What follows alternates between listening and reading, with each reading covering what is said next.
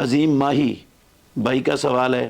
ایک آدمی جس کی اولاد نہیں ہے اور بیوی اس کی زندگی میں فوت ہو چکی ہے، اس آدمی کے بھائی موجود ہیں، اس نے اپنی زندگی میں ایک بھتیجے کو صلہ رحمی کے طور پر 20 لاکھ روپے دیے، پھر اس کی موت ہو گئی، اب اس کے دوسرے بھتیجے اس 20 لاکھ میں سے حصے کا مطالبہ کرتے ہیں، کیا یہ ان کا حق ہے یا نہیں؟ یہ جس بھتیجے کو اس نے صلہ رحمی کے طور پر دیے ہیں 20 لاکھ، وہ اسی کے ہو گئے۔ اب یہ بندہ جس نے 20 لاکھ دیے ہیں